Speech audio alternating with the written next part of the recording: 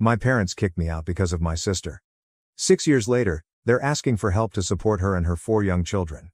I, 32F, am currently in charge of significant commercial development projects around New England as a successful architect at a prominent Boston firm. Nathan, a 34-year-old man who works as a project manager in sustainable development, is my fiancé. Our wedding is scheduled for the following year. On the surface, my life appears to be ideal. I have rewarding work, a wonderful relationship, and a lovely craftsman-style home that I designed extensive modifications for. However, I'm questioning everything because of a complex family situation that recently reached a breaking point. I must go into great depth about my family history in order for you to comprehend the current circumstance. I was raised in a Connecticut suburb in an upper-middle-class household. My mother, Phoebe, 56F, taught high school at a private school until she left 6 years ago, and my father, Richard, 58M, works as a corporate lawyer at a reputable business. Ashley, my younger sister, who is 30 degrees Fahrenheit, has always been the star of our family. Favoritism was evident from my earliest recollections, even if my parents would strongly dispute it if questioned. I received consecutive A's on my report card when I was 8 and Ashley was 6, and I was simply informed, "That's expected of you?" While Ashley received B's and was commended and brought out for ice cream because she was trying her best. Throughout our childhood, this trend persisted. Ashley's meager efforts were widely praised, while my accomplishments were anticipated and frequently disregarded. When I was 15, I recall one specific occurrence. I had been working on my design project for months, frequently staying up until 2 in the morning, in preparation for a national high school architectural competition. I received a minor scholarship as a result of placing second nationally. Ashley had an ordinary soccer match that day, so my parents didn't even make it to the award ceremony. "That's nice," they replied, barely taking their eyes off the TV as I brought my award home, before turning back to Ashley's dramatic account of how she nearly scored a goal. Even though my parents were clearly biased, I did well in school and in my personal life. I led multiple community service projects, kept a 4.0 GPA, and served as president of the student body. In the meantime, as Ashley approached adolescence, her actions became more alarming. When she began to slip out when I was 14, my parents told me to keep a better eye on her. She was caught stealing high-end makeup when she was 15, and they accused me of not providing her my allowance money even though she clearly needed it. The assumption that I should put Ashley's needs and interests ahead of my own was the most annoying aspect, not only the partiality. My part-time job at a local design firm, where I made coffee and filed papers, allowed me to save up $3,000 when I was 16. I intended to use it for a Columbia University summer architecture course. My parents, however, borrowed my cash to assist cover the repairs after Ashley, who wasn't supposed to be driving, smashed her boyfriend's car. They never fulfilled their commitment to reimburse me. I lost the chance to improve my college applications and the summer program opportunity. I was able to gain admission to a prominent architectural program in spite of these obstacles. In order to save money, my parents agreed to let me live at home while I was in college and to assist with my tuition. They wanted me around to assist handle Ashley, who was now in high school and becoming more disobedient by the day, so this wasn't totally selfless. I recall making several attempts to speak with Ashley about her actions. One exchange is particularly memorable. 3 months or so passed before everything collapsed. At 3 in the morning on a school night, I discovered her slinking back into the house. Assisting Ashley to climb through the window, I whispered, "Ashley, you need to be more careful. You're in your senior year, and colleges look at more than just grades." She retorted, "Stop trying to be mom. Just because your life is boring and all about buildings doesn't mean mine has to be." In hindsight, I ought to have anticipated this.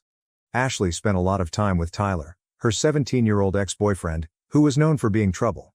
My parents viewed everyone I dated with extreme mistrust, yet they were surprisingly lenient about their relationship. My mother accused me of being envious of Ashley's vibrant social life when I attempted to voice my concerns about Tyler. 6 years ago, everything drastically altered. One day, Ashley, a senior in high school at the time, came home and declared she was expecting a child. The father was Tyler. I can still clearly recall that night. Ashley sitting on the couch with a look of fear and defiance on her face, my father pacing the living room, and my mother sobbing uncontrollably. In the confusion that ensued, my parents somehow twisted the facts to accuse me of failing to keep a closer eye on her. My mother arrived in my room the following day with news that would forever alter my course in life. Without even looking at him, she stated, "You have to move out by the end of the week." I couldn't understand. What? Why? With Tyler moving in and a baby on the way, the house isn't large enough for all of us. Ashley needs your space. One approach to support your sister at this trying period would be to move out. I made an effort to reason with her. During my third year of college, I worked part-time at a nearby architecture business and maintained a 3.9 GPA. She insisted on finding me a cheap apartment close to university, even though I just requested for a few months. The worst thing was when my father summoned me to his home office the next day. He delivered another hit while seated behind his enormous oak desk, which he had always used to frighten clients.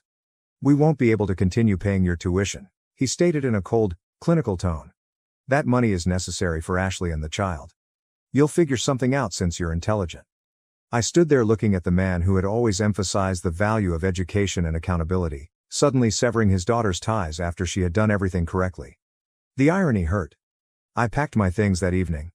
My father stopped me in the driveway as I was packing the final box into my car. I briefly believed that he might reconsider.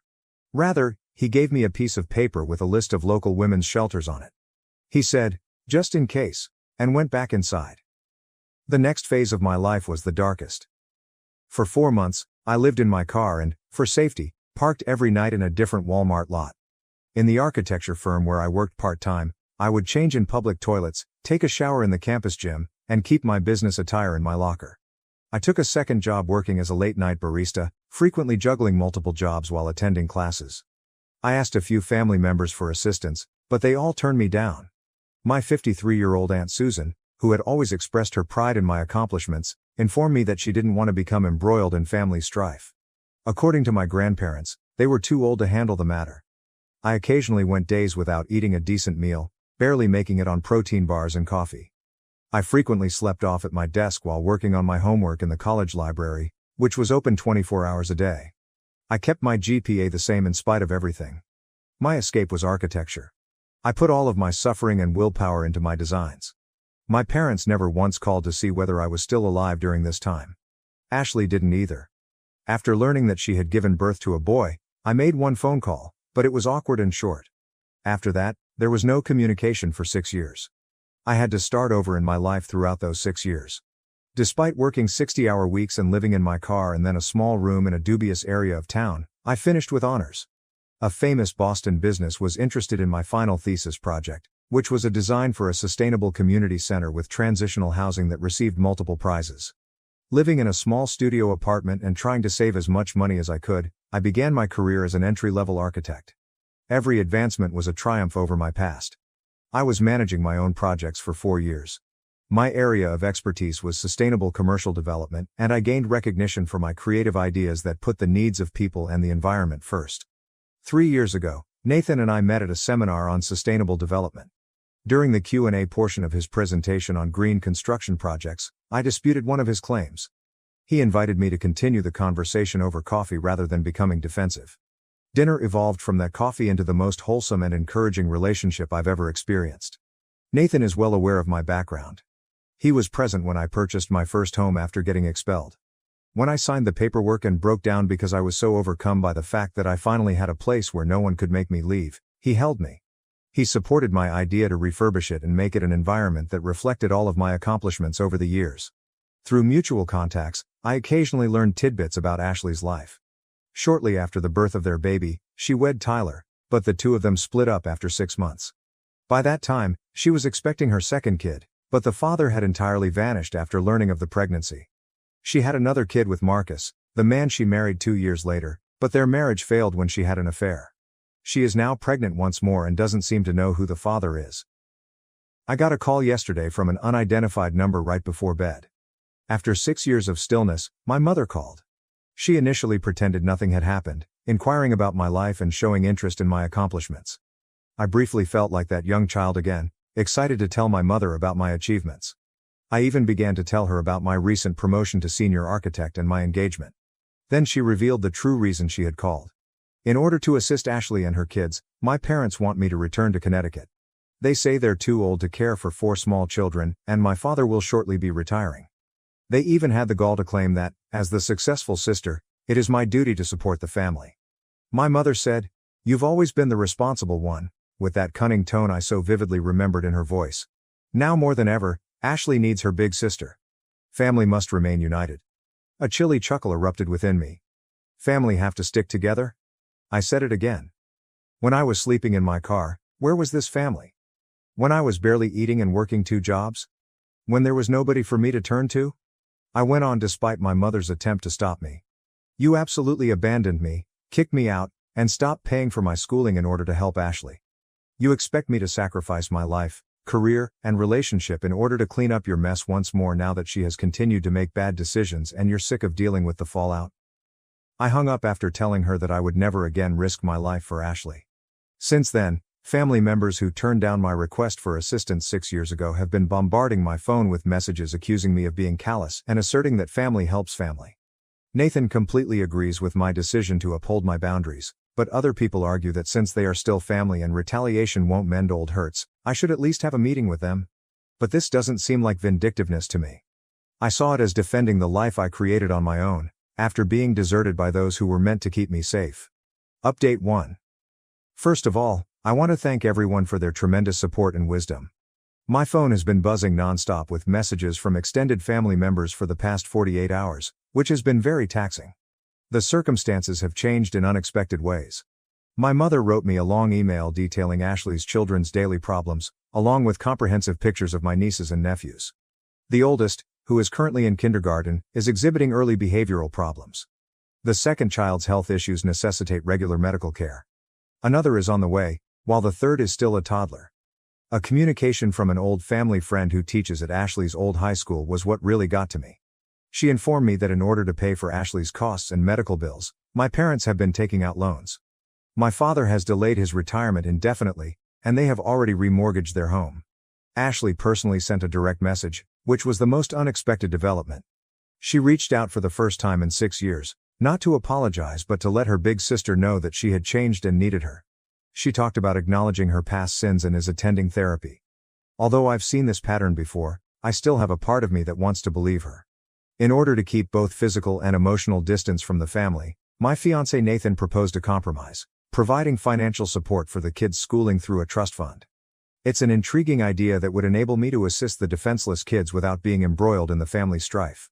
All of this is still registering in my mind. Seeing those pictures of the children, who are innocent in all of this, has made me feel conflicted, even though my logical side knows I owe them nothing. When I make a choice about Nathan's suggestion, I'll provide another update. I need some time right now to process everything without having to deal with family pressure all the time. Update 2. Over the last 24 hours, everything has drastically changed. My mother called me in an emergency last night. Ashley had been involved in a severe vehicle accident. Another automobile ran a red light and collided with her car while she was driving alone. The situation was dire because she was pregnant. I got into my car and drove to Connecticut for 4 hours without giving it any thought. It felt unreal to enter that hospital.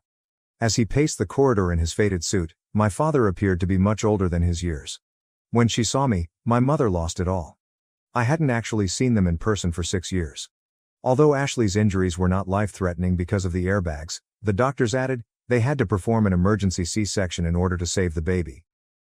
With a questionable prognosis, the premature baby is currently in the NICU. My biggest surprise was going back to the house I grew up in. I grudgingly complied with my parents' request that I remain rather than book a hotel. Entering my former room felt like entering a time portal. My old desk was still in its original condition, my architecture designs were still attached to the walls, and even my high school trophies were still neatly arranged. Everything was just as I had left it 6 years prior. Then it dawned on me that they hadn't actually converted my room into an area for Ashley. The whole needing the room pretext had been nothing more than a pretext. Another unanticipated emotional moment was meeting my nieces and nephews. I was astonished to hear Charlie, 6 million, the oldest, say, "Aunt Rebecca, I know you from the pictures." My parents had apparently informed them about their aunt, who constructs stunning structures, in spite of everything. After I assisted them in building a block tower, the smaller ones, Ava, 4F, and Lucas, 2M, who had been timid at first, quickly warmed up. After 3 days here, I'm learning new things that make my emotions even more complicated. I discovered a stack of unsent letters from my father while searching through some old documents for Ashley's insurance information. They were letters of apologies that he never mailed, all addressed to me and dated throughout the previous 6 years. Tears appeared to have soiled several of them. Yesterday, Nathan flew in to help me get through this. I became aware of how much these children deserve to be free from the chaos they were born into as I watched him engage with my nieces and nephew, using play to teach them basic engineering concepts. Ashley is still in and out of consciousness, but she is stable presently. The baby's condition is still dire. Although I've taken an emergency leave of absence, I have some important project deadlines to attend to in Boston next week. How I feel about things is still a mystery to me. My fury is still there, but it's mixed up with other feelings I can't quite put my finger on.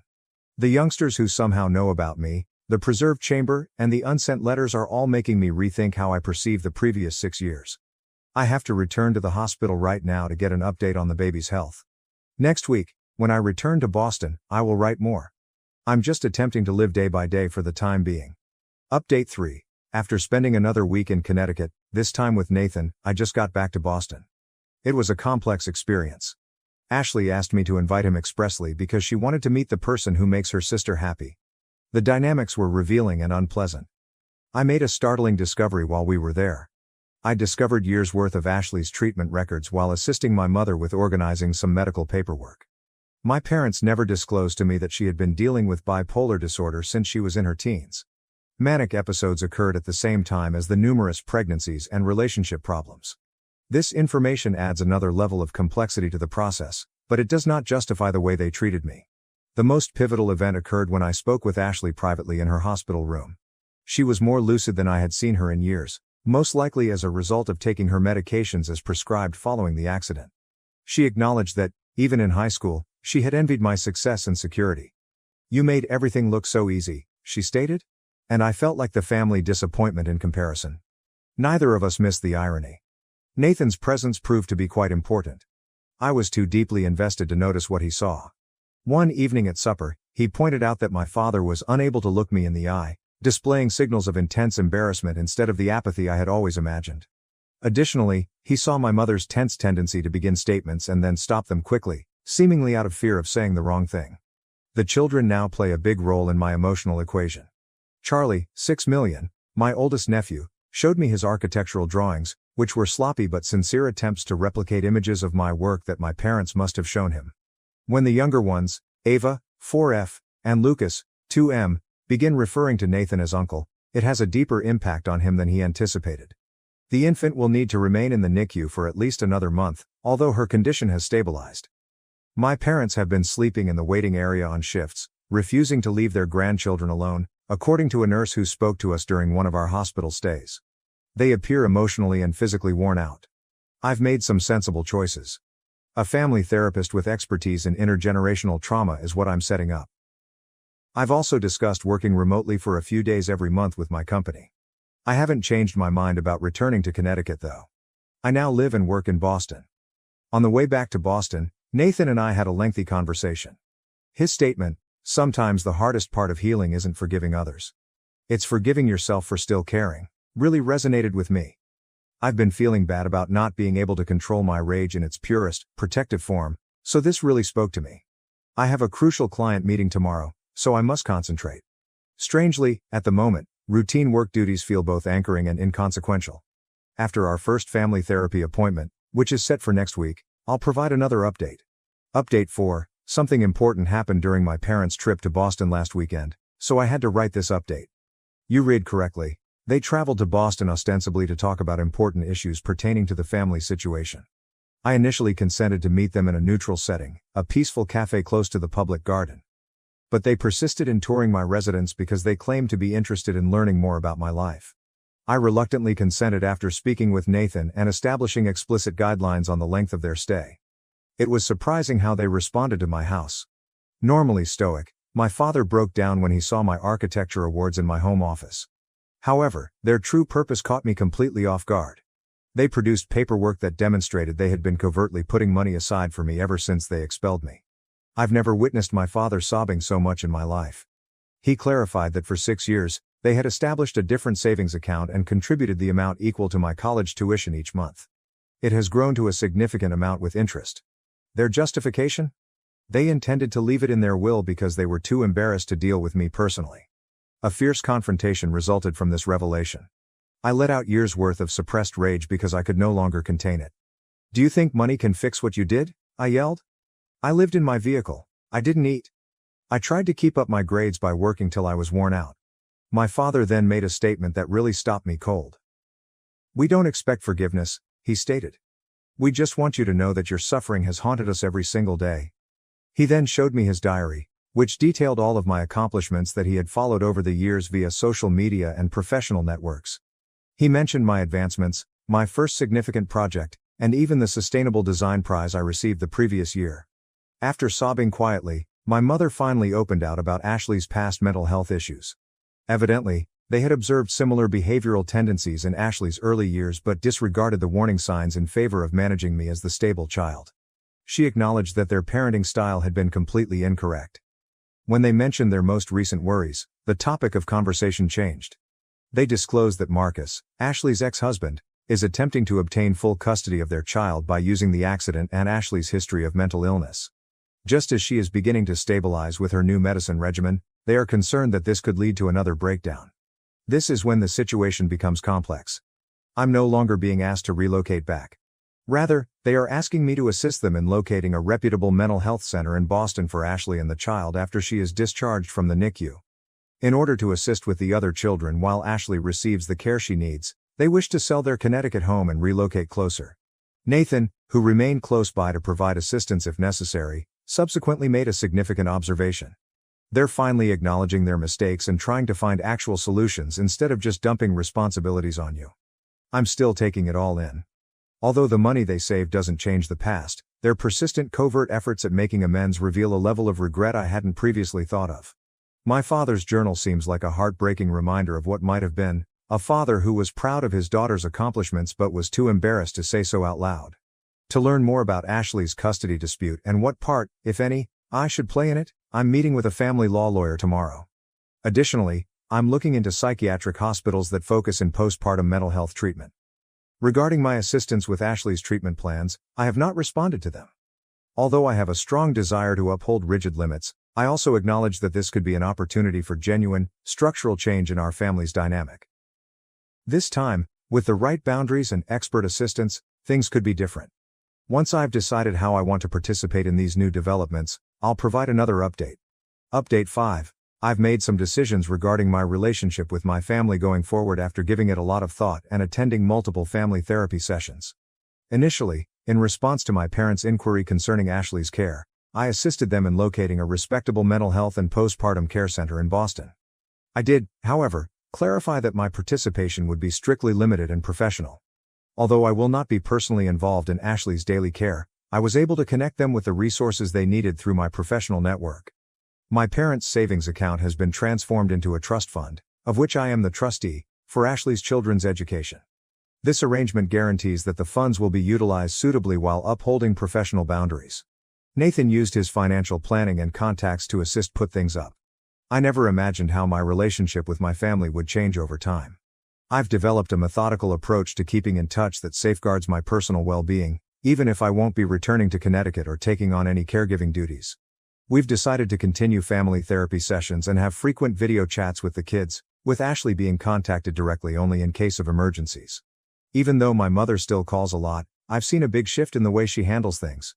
She no longer makes demands or guilt trips before providing family information, and she respects my limits when I tell her that I'm too busy to talk. My father made the most unexpected revelation. In addition to sending me a formal written apology outlining particular occasions in which he failed me as a father, he began visiting his own therapist. Instead of the cliched, "I'm sorry for everything," I had anticipated, I received a considerate acknowledgement of particular negative behaviors and how they affected my life. After being admitted to the treatment center, Ashley is beginning to show recovery. At last, the infant is well and no longer in the NICU.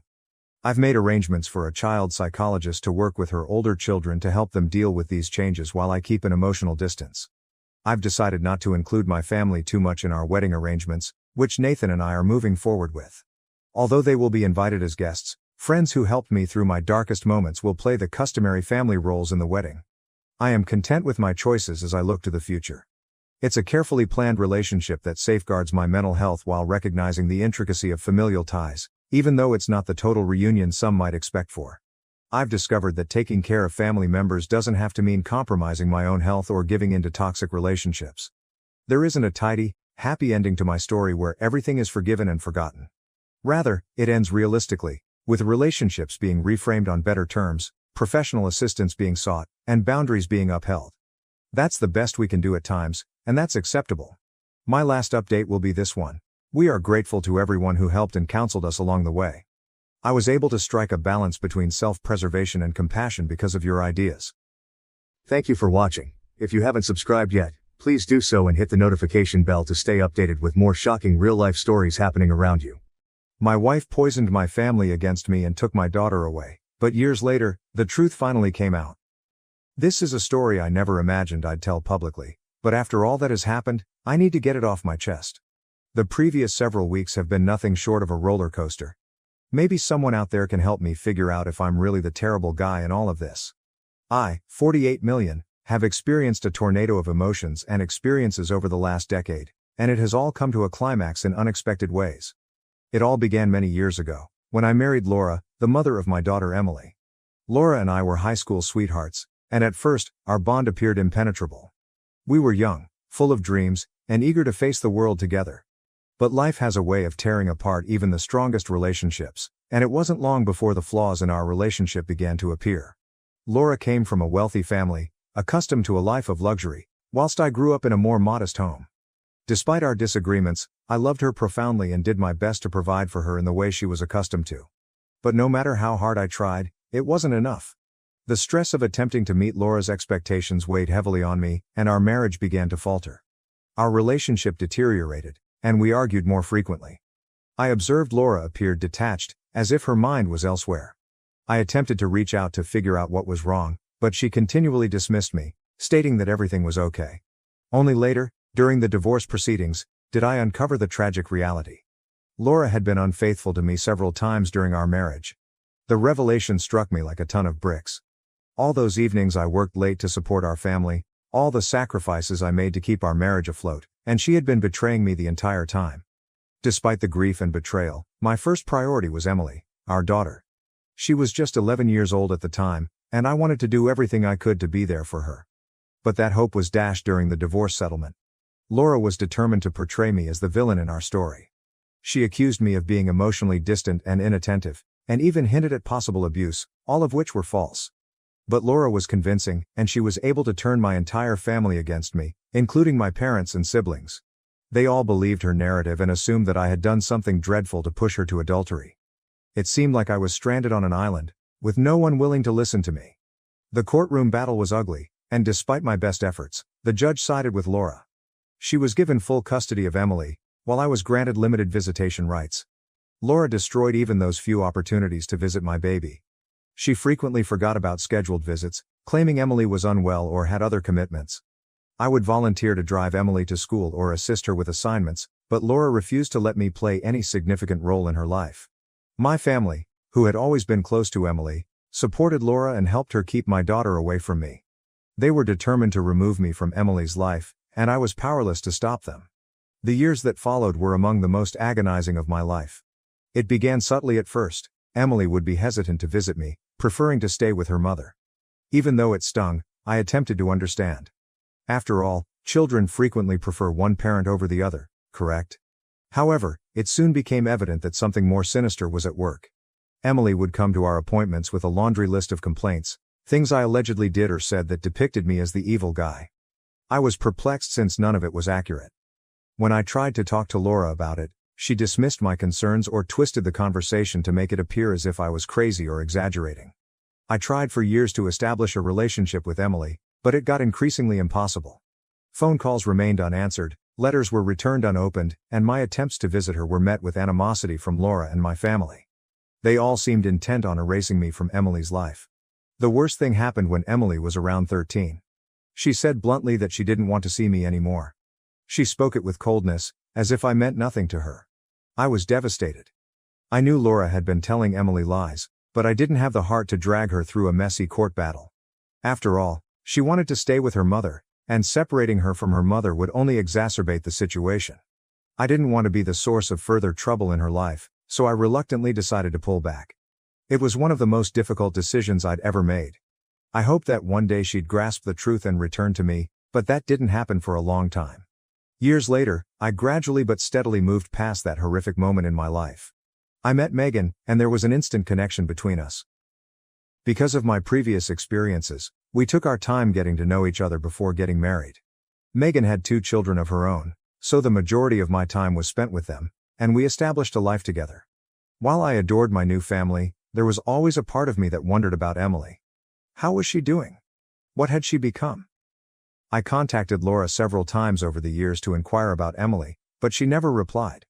I tried to convince myself that Emily was better off without me, but I couldn't get rid of the sense that I had abandoned her. Then, unexpectedly, Emily contacted me. She was 20 years old now, and her message was brief and straightforward. She wanted to meet and chat. She stated she needed to know more about our family, including why I wasn't there for her. My heart skipped a beat as I read her message. The prospect of seeing her after all this time made me nervous, but I was not going to pass up the opportunity to see my kid. I was scared but excited. Perhaps this was the moment I had been waiting for all these years. We planned to meet in a quiet cafe. I was nervous as I waited for her to arrive. When she eventually walked in, I barely recognized her. She had matured into a beautiful young woman, but the wrath and sadness in her eyes were undeniable. She had clearly been carrying a lot of anguish for quite some time. We sat across from each other, and the tension was evident.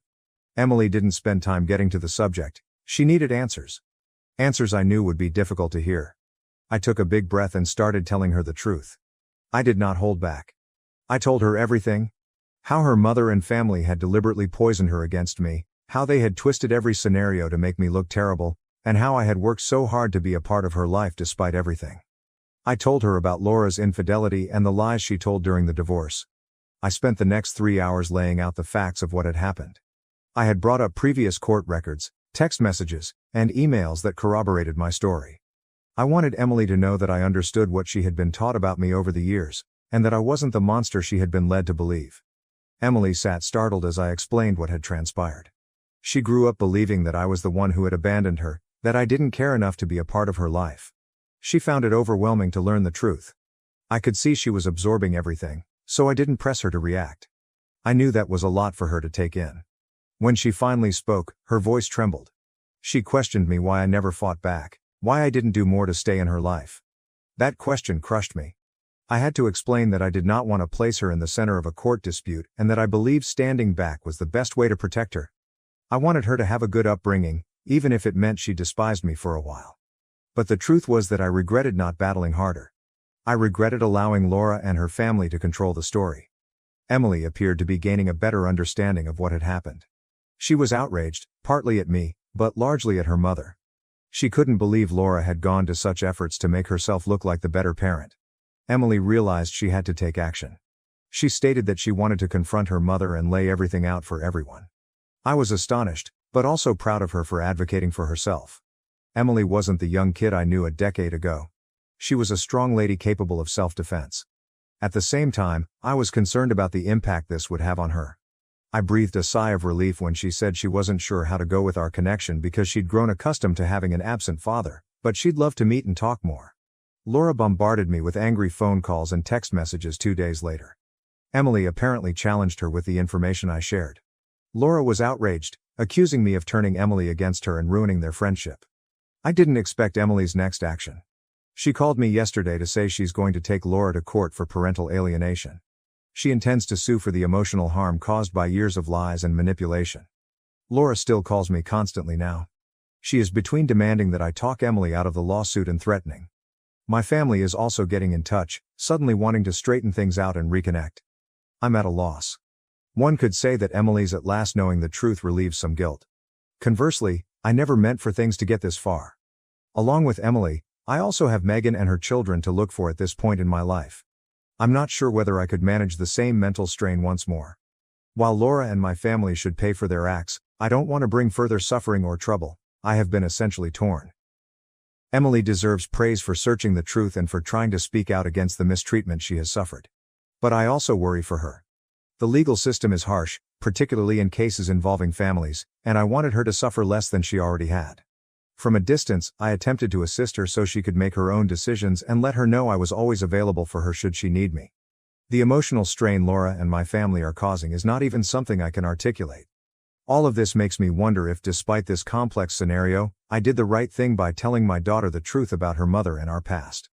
Your advice and views would be much valued. Update 1.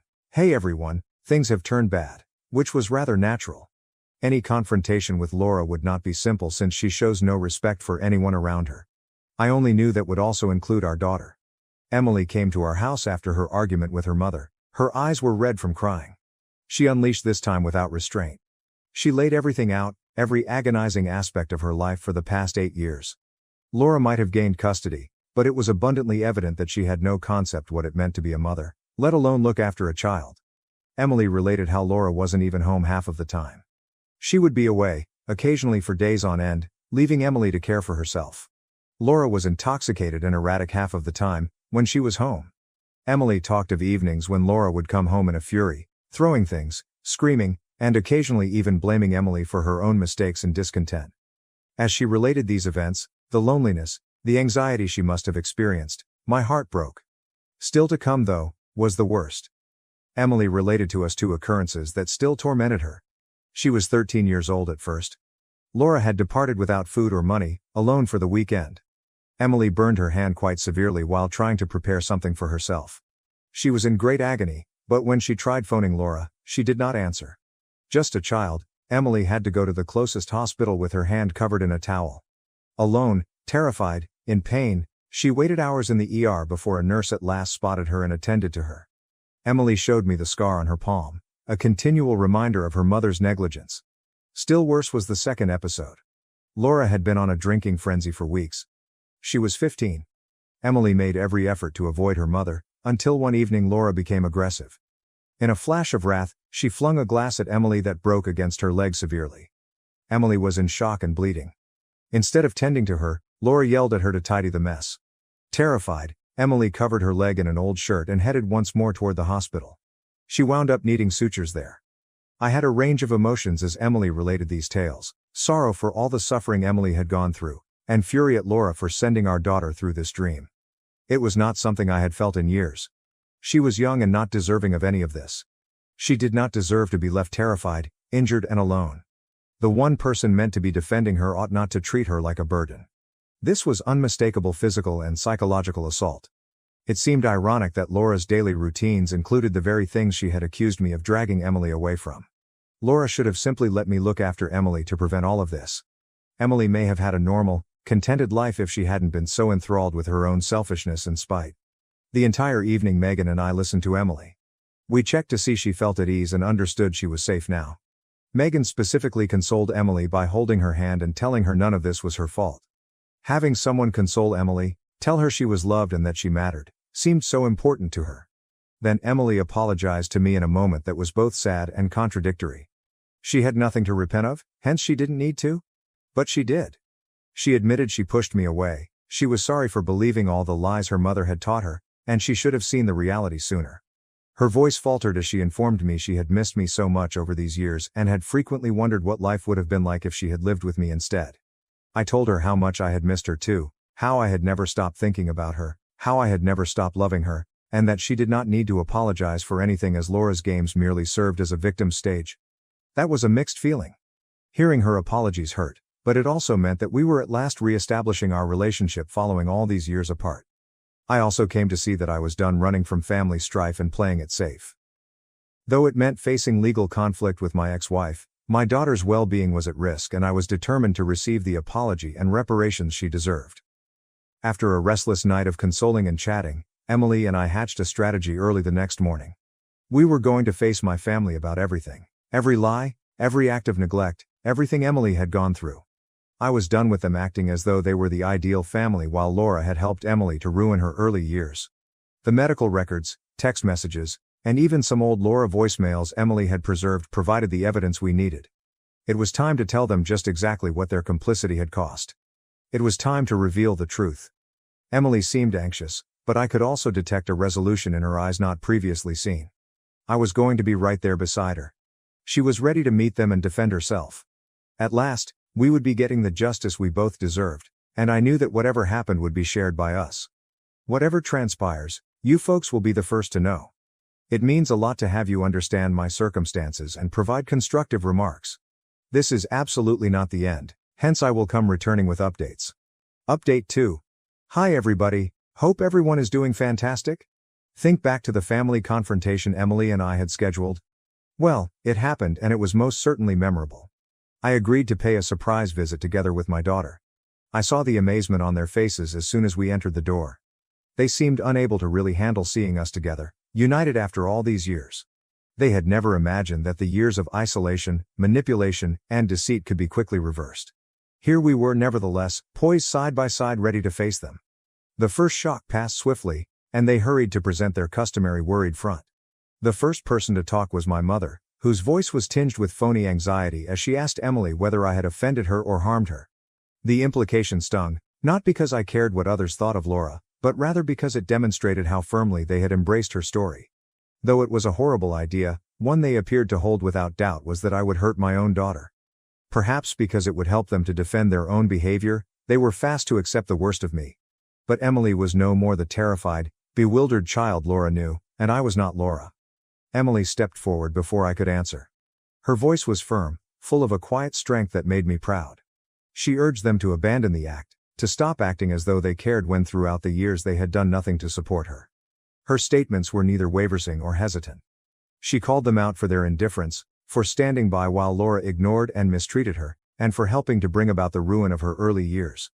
I observed as my siblings and parents struggled to hide their uneasiness. Their looks changed from pretended concern to something more like irritation.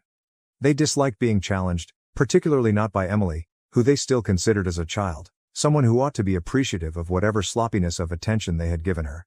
But Emily was no child anymore, and she showed no interest in their empty apologies or explanations. Some of you have inquired how Laura simply set my own family against me. Our relationship has always been complex, underlying animosity and years of unresolved problems entangling it. My siblings and I had never been close. There was always a sense of one-upmanship, of competitiveness, that corroded any possibility of a real bond. Rather than encouraging harmony, my parents had sided with whichever child would have the greatest benefit for them at the time. Laura came to them intending to divorce me, and they saw it as a chance to vent their residual animosity at me. They had not given Emily or me any thought about how it would affect us. Their interests were more in seeing me pushed down a peg than in clearing past records. Emily gave out everything that had happened. How Laura had deserted her, how she had experienced trauma and injuries while they turned a blind eye, and I could see the anxiety rising on their faces. Particularly not by someone they had undervalued for so long, they were not used to being questioned in this manner. It was not only the words that stung, it was Emily's holding of them responsible, refusing to let their typical platitudes absolve them. Of course, we withheld some of what we had. Showing all of our cards at once was not necessary. We had text messages, hospital records, and other data readily able to undermine their well-crafted story. For now, though, we kept most of it under wraps, simply showing enough to make it abundantly evident we were serious. This was a warning, a proclamation that we were done following their guidelines and that things were going to get far more serious, not only some emotional outburst. We fled the house not waiting for any reply. Nothing they could say would make any difference, nothing that would undo the years of suffering and neglect they had let to occur. Emily said one last farewell as we turned away. She advised them to forward it to Laura, therefore alerting her that we were arriving with a somewhat heavy case and she should be ready for it. Although the silence that followed us as we departed was oppressive, it was a silence loaded with unspoken words, the weight of what was to come. Emily and I had marked our line on the sand. There was no turning back. The family has always prospered on separation, on keeping us apart and at conflict with one another. But now, Emily and me standing together, they were the ones who would have to deal with the fallout. I want you to know that I am always reading over each and every comment. All of you have given me some of the best advice. Your help is quite valuable. Update 3. Hello, I want to thank everyone who has supported and advised me based on this narrative. Though I believe we are at last seeing a way forward, the previous few days have been some of the most difficult of my life. So strap up for a long one. I got in touch with one of our lawyers right away following the event at my family's house. Not just to me but also to Emily. I was not ready to let Laura get away with all she had done. Emily startled me nevertheless when I mentioned considering legal action. She wanted no more legalities moving ahead. Far from contrary, it was not that she lacked empathy or that she was forgiving her mother. Emily had different responsibilities now and had lately gone through a lot. She had great ideas for her future and her academic life was vibrant. She could not afford to pause to sue her mother and handle a court dispute. As her dad, I was really proud of her. She was still a brilliant, tenacious young woman with enormous professional possibilities ahead of her after all she had gone through. I did, however, also find myself torn.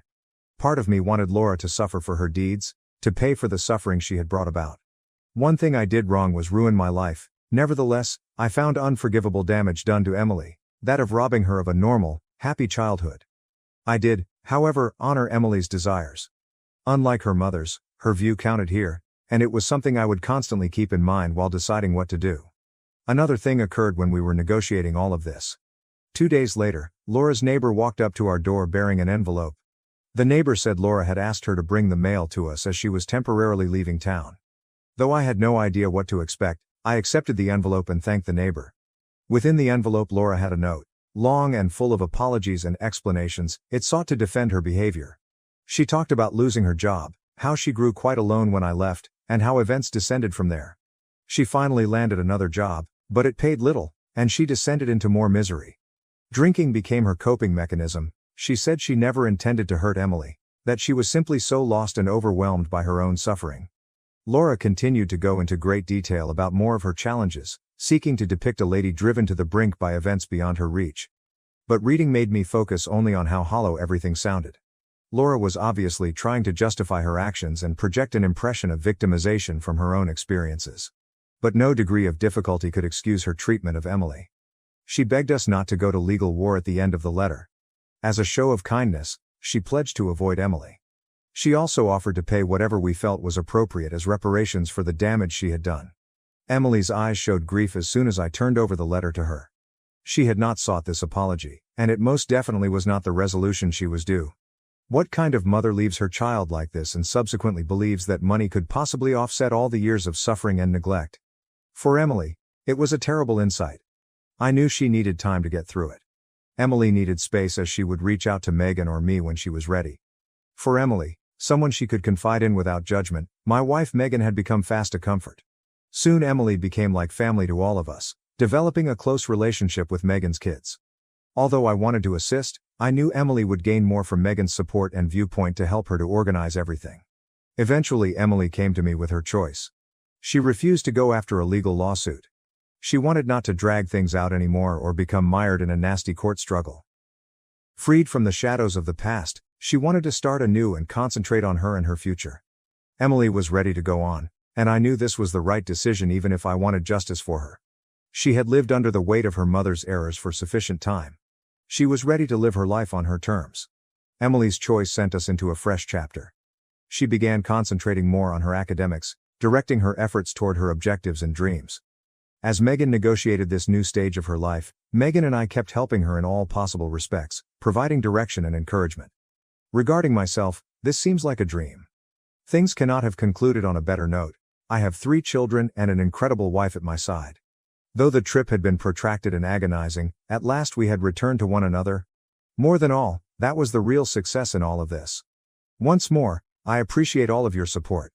Though it's been an incredible journey, I believe we are at last headed toward recovery. Thank you for watching. If you haven't subscribed yet, please do so and hit the notification bell to stay updated with more shocking real-life stories happening around you. My sister got my wife fired, but karma struck when her $2.5 million fraud scheme was exposed, leading to her downfall. Thelma, 35F, my sister, who is 32M, has always been fiercely competitive with everyone, particularly when it comes to professional accomplishments. Since she was a straight-A student who was accepted into a prominent college and immediately after graduation found a distinguished career, Thelma was always our parents' golden child. Thelma never forgot that I was a more typical student who took a few years to figure out what I wanted to do. Being the successful member of our family has become Thelma's entire identity. She is a senior manager at one of the leading IT businesses in our city. Her accomplishments are continuously praised by our parents, who also use her as an example for the rest of us to follow. She lives in a fancy home in the greatest area of town and earns a very decent living. Every family get-together becomes an opportunity to highlight her most recent bonus or promotion. 3 years ago, while both of us were speaking at a tech conference, I met my wife, Libby, 30F. Libby had the most amazing work ethic I had ever seen, and she was intelligent and motivated. She was from a very different family than ours. When she was 6 years old, her parents left Vietnam and took on several professions to support themselves. While maintaining stellar marks and eventually receiving her degree in computer technology, Libby had to work during high school and college to support her family. The thing that truly appealed to me about Libby was her humility in spite of her success. She never disparaged others or boasted about her achievements. Rather, She was constantly attempting to guide younger developers and make others successful. We bonded right away since we both enjoy coding and solving problems, and last year, after 2 years of dating, we were married in a modest ceremony. Thelma had never been fond of Libby. I initially assumed it was simply her customary aloofness toward strangers, but it soon became apparent that Thelma viewed Libby as a danger. Thelma would frequently make subtle jabs about how Libby was squandering her skills at a smaller company, despite the fact that she was leading the engineering department at her startup and producing creative work. That's cute, but at a real tech company like mine, or you should apply for a junior position at my company if you want to do actual important work, were some of the remarks she would make to break up Libby's employment stories. Our parents never mentioned Thelma's actions, and when I attempted to confront her about it, they blamed me of being overly sensitive and said that Thelma was only attempting to support Libby in her professional endeavors. Libby never took the bait or got into a fight with Thelma, and she always responded to her remarks with elegance. To Thelma's seeming annoyance, she would simply smile and shift the topic. When Libby received an amazing job offer from the same business where Thelma works, but in a different department, 6 months ago everything truly came to a head. Better income, more responsibility, and the opportunity to oversee significant initiatives that could significantly impact the industry made it Libby's ideal position. She would be in charge of financial technology integration across several divisions, which was Libby's area of expertise at her firm. Thelma usually dominated the conversation. So when we broke the news to her during a family dinner, she became extremely silent. Our parents were ecstatic, discussing how the sisters-in-law could get together for lunch and how wonderful it would be to have both of their daughters working for the same esteemed organization. Thelma merely shoved food around her plate and said something ambiguous about how hiring practices must be evolving. Libby was doing well when she started the job. She was already making strides toward simplifying some of their antiquated systems, and her team adored her. Every day, she would return home with excitement, sharing with me the difficulties she was facing and the advancements she was making. She was happier than I had ever seen her in her career. After only 2 weeks in her new position, Libby was abruptly called into HR and immediately let go. They said they had found that Libby had misrepresented her prior projects and employment experience on her resume. Libby was caught off guard. In her life, she had never told a lie. It didn't make sense because they had called all of her references and confirmed her prior job during the lengthy interview process. Libby was heartbroken. When she came home, she sobbed for hours, claiming she didn't comprehend what had transpired. HR refused to even look at her copies of all project material and employment records. Like criminals, they simply escorted her out of the building. I began looking into it since something didn't make sense. I requested a friend of mine who worked in IT at the company to investigate the situation because he owed me a favor. I was furious at what he found. Thelma had brought fake proof that Libby had forged some of her employment history to HR. In order to give the impression that Libby had misrepresented her position and accomplishments at her former employer, she had really produced fictitious emails and supporting paperwork. Thelma made no attempt to refute it when I challenged her about it. She stated that someone with Libby's past didn't belong at a prestigious company like theirs and that she was defending the company's brand. She blasted Libby for not being our kind of people, and expressed her frustration at seeing underqualified diversity candidates occupying unworthy positions. My sister's candid discussion of her preconceptions was something I had never heard her do before, and it sickened me. I expected our parents to be as appalled as I was when I told them everything. They said that rather than making a huge deal out of it, we should deal with it within the family. They stated that Thelma most likely didn't mean any damage and was simply anxious about her job. They advised Libby to simply look for new employment and move on, stating that there were many other organizations that would be better suited for someone with her experience. Karma caught up to Thelma last week. Her own supervisor found out that she had been fabricating reports to exaggerate the performance of her team. She was promptly fired. Now that she needs money to pay her mortgage and other payments until she gets a new job, she is frantically texting and calling me. It seems that she has already spent all of her savings on her opulent lifestyle. Our parents are placing a lot of pressure on me to do the right thing and help Thelma maintain her house because they believe that family comes first and that she's still your sister. They keep stressing that Thelma made a mistake but that she is family, while Libby is just an in-law. I declined. Just as she left Libby alone after purposefully ruining her career, I told Thelma she was on her own. Thelma broke down in tears and apologized profusely, claiming that I'd been cruel and that she had made a mistake. However, I don't think she genuinely feels regret for what she did to Libby. She merely apologizes for needing assistance after being exposed for her own deceptions. Even though my sister might lose her house, am I the jerk for not helping her? Although it's not as good as the job she lost, Libby has since obtained another one. However, I'm still upset over Thelma's actions. I don't think I can ever forgive someone who intentionally wounded my wife because of their own prejudices and anxieties, despite our parents' constant insistence that I'm being too harsh and that I need to forgive my family. Update. Since my last post, things have become a lot messier. Thelma decided to start what I can only characterize as a smear campaign against Libby across our entire extended family after I declined to assist her with her financial issues. She seems to be attempting to change the past such that she is the victim in this whole situation. Thelma brought a wholly made-up account of what happened to our extended family. In fact, she claimed that it was Libby who had been deceitful and manipulative. She falsely claimed that Libby had applied to her department on purpose, it was a whole other division, and had started attempting to appropriate Thelma's projects and claim credit for her work right away. Thelma stated that she had to notify HR of Libby's access to private documents pertaining to her team's projects in order to safeguard both the business and herself. She presented Libby as a corporate spy who had married me in order to gain access to Thelma's position inside the corporation. She even implied that, knowing that I was Thelma's brother, Libby had singled me out at the tech conference 3 years prior. In actuality, Libby was unaware of Thelma's existence until after we had been dating for a few months. The majority of our extended family seemed to be fully believing Thelma's falsehoods, which is the saddest part. Once a huge fan of Libby and a constant praise of her cuisine, our Aunt Linda now refuses to even look at her. Uncle Bob, who works in tech recruiting, even called me to warn me about how Libby might be using me to go up the corporate ladder. Our cousins have been making ambiguous remarks on social media about snakes in the family and gold diggers who destroy families. They have been phoning and emailing me nonstop, accusing me of betraying my own people for an outsider who attempted to destroy my sister's career. They don't seem to care that Thelma was fired for her own dishonesty. They have concluded that Libby must have planned that as retaliation as well. It's truly amazing the mental acrobatics they're employing to paint Thelma as the victim in all of this. My parents, who before at least seemed to be impartial, are now completely on Thelma's side.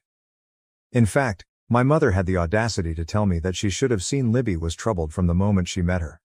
Along with other blatantly racist remarks that sickened me, she said things like, people from her background often have different values about honesty. Go back to her own community where she wouldn't cause problems for our family, my dad advised Libby. Our youngest sister, Amy, 28F, is the only one who has defended Libby, and her revelation has altered my entire understanding of Thelma. At last, Amy broke down and shared with us a story that occurred 5 years ago. Shortly after graduating, she had applied for a junior job at Thelma's company. She aced every interview and had outstanding credentials. Her application was abruptly denied because of character issues, even though the team wanted to recruit her. Amy learned that Thelma had also gone to HR at the time with unfounded claims that Amy had cheated in college. It seems that Thelma had fabricated emails from Amy's college to bolster her allegations. Thelma had threatened to use her connections to blacklist Amy in the industry if she ever told anyone, so even though Amy was distraught, she kept silent about it. Amy was so disturbed by the incident that she ultimately accepted a job in a totally other industry. Thelma lost all control when Amy told her account in our family group chat and included screenshots of Thelma's threatening communications from that time. At 11 p.m., she stormed into Amy's flat, banging on the door and yelling that Amy was a traitor who was attempting to ruin her life. Amy claims she had no idea what secrets Thelma was referring to, but she was threatening to reveal all of her secrets. Additionally, Thelma promised to ensure Amy never again worked in the city. Amy had to call the police to get Thelma off the property because she was so scared. It's terrifying to hear my sister sound so insane after she captured a portion of Thelma's breakdown on her phone. Thelma was even more incensed after the cops warned her about harassment. Our family is now utterly divided. Our parents continue to support Thelma, claiming that Amy must have misinterpreted what transpired 5 years ago and that she is merely envious of Thelma's accomplishments. In an attempt to portray Amy and I as permanently jealous troublemakers, who are just out to harm poor, successful Thelma, they are accusing us of being disloyal and ungrateful for banding together against our sister when she is already down. They have even begun bringing up all of our childhood transgressions. I've begun compiling all of the proof of Thelma's behavior, including the police report from her breakdown, the testimonies from coworkers who saw her behavior, the phony emails she made about Libby, and the threatening text she sent to Amy. After reviewing everything, the legal staff at Libby's new workplace believes we have a solid case against Thelma and her old employer for defamation and wrongful termination. However, my parents are now threatening to disown Amy and me if we destroy our sister's life over a misunderstanding. They claim that if we don't drop everything and help Thelma get back on her feet, they will write us both out of their will and that pursuing legal action would demonstrate that we were never truly family. Since she doesn't feel safe in her own apartment, Amy is currently staying with us. Despite her own trauma from everything that has transpired, Libby has been a tremendous support system for her. Even though I'm more convinced than ever that confronting Thelma is the right thing to do, it still hurts to see my family fall apart like this.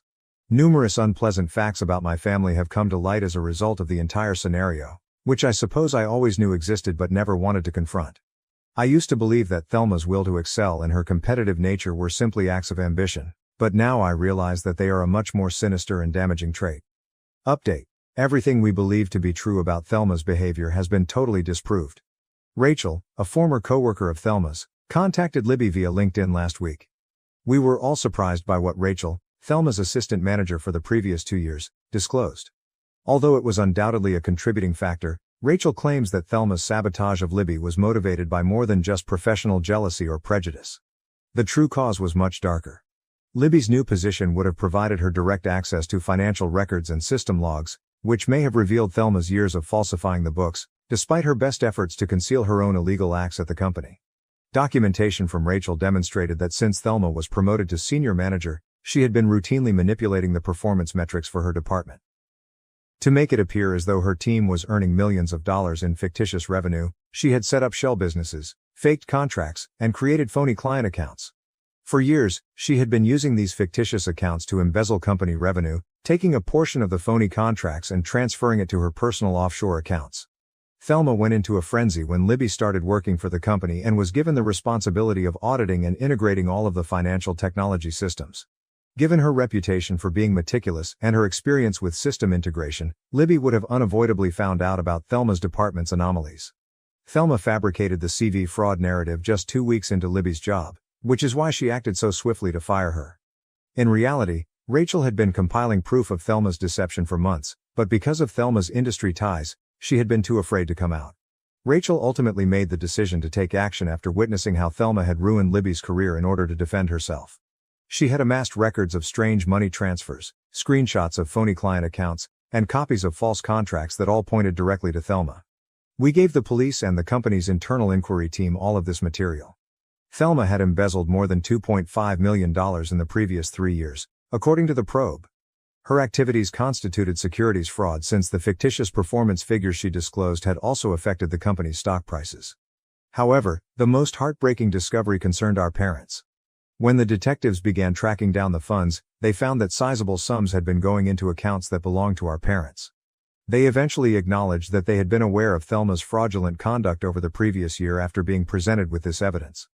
Not only did they know, but they had been actively assisting her in concealing the funds.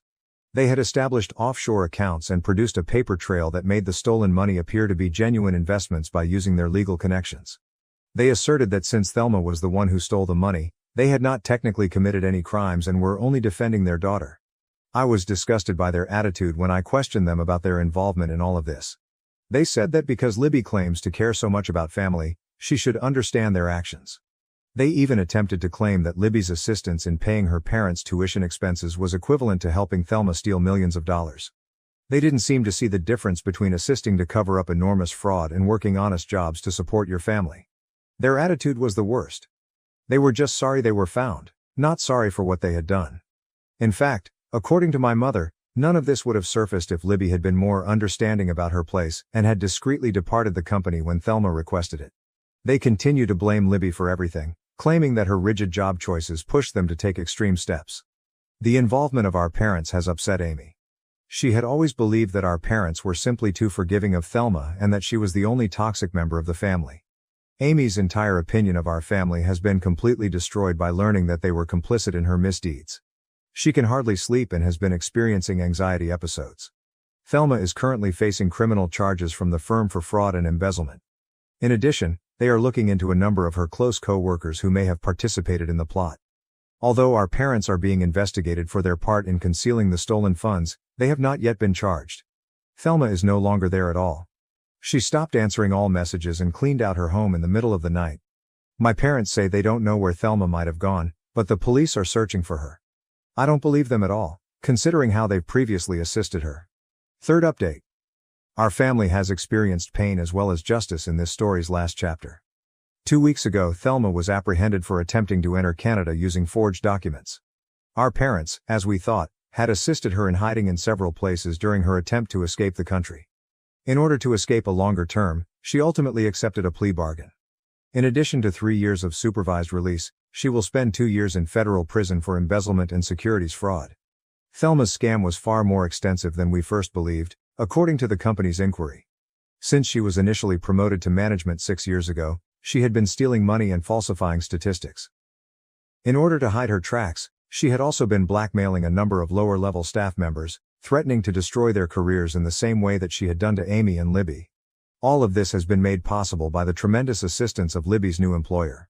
Following the public revelation of Thelma's transgressions, Libby received a formal apology from her previous employer along with an offer to resume her job. They have given her a sizable payout for wrongful termination in addition to returning her to her previous position with a promotion and full back pay.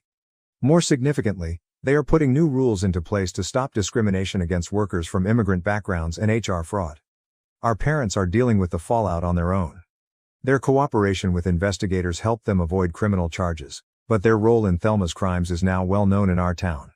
Since the partners didn't want to run the risk of their reputation being damaged by association, they were compelled to leave their legal practice. They no longer hold the same position in all of the social circles they once controlled, and the majority of their pals have turned away. Rather than expressing regret, they have intensified their efforts to place the blame on others. Before Thelma was sentenced, they even attempted to write a letter to the judge accusing Libby of manipulating circumstances to accuse Thelma out of jealousy. Given the strong proof of Thelma's culpability, the judge was not impressed. Additionally, they attempted to accuse Amy and I of plotting with Libby to embezzle Thelma's money and blame her, but this desperate attempt clearly failed. Amy has begun to put her life back together. While she searches for a new job away from our parents' influence, she has temporarily moved in with us. The business has also extended an offer to her, admitting that Thelma's bogus accusations were the reason behind her dismissal 5 years prior. After years of Thelma's manipulation and our parents' toxic behavior, she is finally receiving therapy. Her gradual recovery of confidence and realization that none of this was her fault is truly remarkable. Libby and I have stopped communicating with my parents and Thelma altogether. Our lawyer has made it plain that any attempt to get in touch with us will be viewed as harassment, and we have blocked them everywhere. Building our own family with individuals who share our values of integrity and support for one another is our main goal. After seeing all the proof, a number of our cousins who at first thought Thelma was lying have apologized, and we're carefully mending our ties with those who appear to be truly sorry. Some family members continue to maintain that we ought to have kept matters within the family and protected Thelma. Last week, my aunt called and said that we are bad people for allowing Thelma to go to prison and that real families stick together no matter what. However, Thelma's total lack of regret, even in court, has only served to reinforce our decision. She merely expressed regret for trusting the wrong people, specifically Amy and Libby, to reveal her wrongdoings. We have learned from this entire experience that sometimes the family you choose matters more than the family you are born into. Instead of the poisonous allegiance and corruption that Thelma and our parents attempted to impose on us, Libby, Amy and I are forging a new sort of family founded on integrity, respect and genuine support. Thank you for watching. If you haven't subscribed yet, please do so and hit the notification bell to stay updated with more shocking real-life stories happening around you.